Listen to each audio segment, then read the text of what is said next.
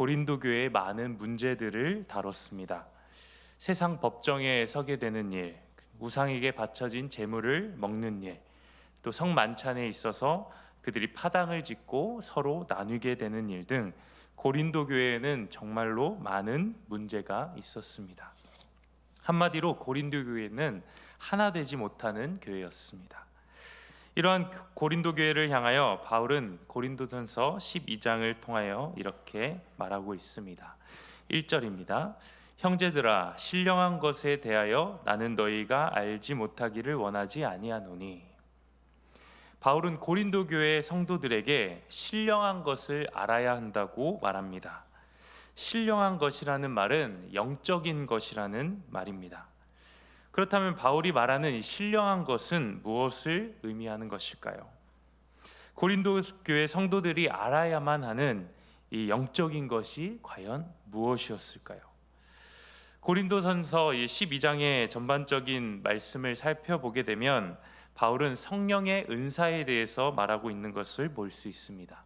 특별히 8절부터 10절까지 바울은 9가지의 성령의 은사에 대해서 말하고 있습니다. 즉 바울이 말하는 이 신령한 것은 바로 성령을 말하는 것입니다. 그렇다면 바울은 왜 고린도 교회가 성령을 알아야 한다고 말하고 있을까요? 성령의 어떤 역할 때문일까요? 그 이유는 성령으로만 우리가 예수를 주라고 고백할 수 있기 때문입니다. 3절 말씀에 이렇게 이야기합니다. 그러므로 내가 너희에게 알리노니 하나님의 영으로 말하는 자는 누구든지 예수를 저주할 자라 하지 아니하고 또 성령으로 아니하고는 누구든지 예수를 주시라 할 수 없느니라. 교회가 바로 이런 곳이라는 것입니다. 교회는 어떠한 사회적인 단체도 아니고 정치적인 집단도 아니고 사교적인 모임도 아닙니다. 교회는 예수를 그리스도라 시인하는 그 성도들의 모임입니다. 그리고 예수님이 우리의 주인이시라는 그 고백은 오직 성령으로만 가능하다는 것입니다. 그렇다면 예수님을 나의 구주로 고백하고 또 믿고 고백하는 이 성도들에게 성령이 함께 하신다는 것입니다. 고린도 교회 성도들도 마찬가지입니다. 이들은 성령으로 예수를 나의 구주로 고백합니다. 예수를 나의 그리스도라고 고백합니다. 그들이 결코 예수님이 나의 구주라는 이 사실을 부인하지 않습니다. 그러나 그들의 삶의 모습을 보면 결코 성령이 함께 하신다고 말하기에 합당하지 않았다는 것입니다. 고린도 교회 성도들은 서로를 비난하고 정죄하며 원망하는 모습을 보입니다. 믿음이 연약한 자들을 무시하고 편을 가릅니다. 이들은 예수를 부인하지 않지만 함께 신앙생활하는 그들의 형제 자매들을 부인합니다. 그래서 바울은 고린도 교회 성도들에게 말합니다. 너희가 신령한 것, 즉 성령의 일들을 알아야 한다. 성령은 우리에게 그리스도를 믿는 믿음을 주시어 성도가 되게 하십니다. 뿐만 아니라 부르신 그 성도가 하나 되게 하신다는 것입니다. 12절의 말씀입니다. 몸은 하나인데 많은 지체가 있고 몸에 지체가 많으나 한 몸임 같이 그리스도도 그러하니라. 바울은 교회를 우리의 몸에 빗대어 이야기합니다. 여기서 그리스도도 그러하다라는 말은 그리스도의 몸, 곧 교회도 그러하다는 말입니다. 즉 우리 몸에 다양한 지체들이 있지만 그것이 한 몸에 붙어 있는 것처럼 교회 또한 한 몸이다라는 사실입니다. 이것은 인종과 신분과 나이와 성별과는 전혀 상관없이 예수를 주라고 시인하는 한 성령 안에서 우리가 하나 된다는 사실입니다. 13절 말씀에 이렇게 말합니다. 우리가 유대인이나 헬라인이나 종이나 자유인이나 다 한 성령으로 세례를 받아 한 몸이 되었고 또 다 한 성령을 마시게 하셨느니라. 예수 그리스도를 믿는 성도는 한 성령으로 인침받았다는 것입니다. 성령이 나를 그리스도와 연합한 자로 그리스도의 죽음과 또 그 부활에 참여한 자로 여김같이 내 옆에 있는 지체 또한 한 성령으로 구원받았다는 사실입니다. 그리스도와 연합하게 하셨다는 사실입니다. 결국 우리는 성령으로 그리스도의 몸에 접붙임 바 된 존재라는 것입니다. 나뿐만 아니라 예수 그리스도를 믿는 모든 성도들이 한 성령 안에 한 몸이 되었다고 이야기합니다. 이에 대하여 바울은 아주 재밌는 이야기를 합니다. 아무리 발이 나는 손이 아니니까 몸에 붙어 있는 존재가 아니다라고 말하더라도, 아무리 귀가 나는 눈이 아니니까 몸에 붙어 있는 존재가 아니야 라고 말한다고 하더라도 발과 귀는 여전히 몸에 붙어 있는 지체라는 사실입니다. 여러분들, 이 사실은 정말 당연한 사실 아닙니까? 우리 몸에 손만 붙어 있습니까? 발도 우리 몸의 일부 아닙니까? 눈이 아무리 귀하다고 해서 다른 지체들이 우리 몸에 붙어 있지 않은 것이 아닙니다. 귀 또한 소중한 우리의 지체입니다. 과연 바울은 이 당연하고 어쩌면 어린아이들도 이미 알고 있는 이 말을 어떤 심정으로 이야기했을까요? 지극히 당연한 이 말을 고린도 교회의 성도들에게 이야기해야만 했던 바울의 심정은 어땠을까요?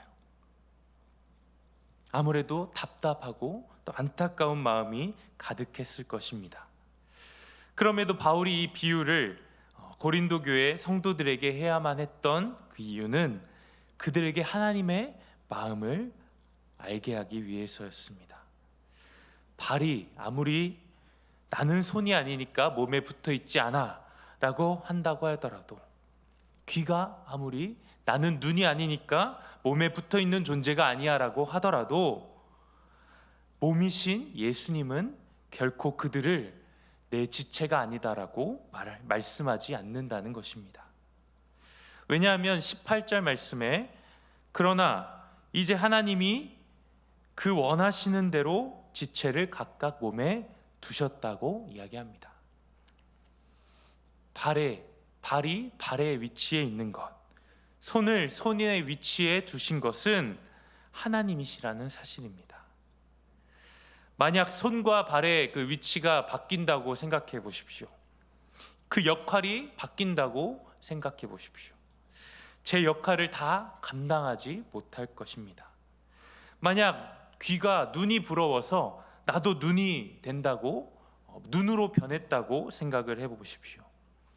들을 수 없을 뿐더러 오히려 눈의 역할을 방해하며 똑바로 보지 못하도록 할 것입니다.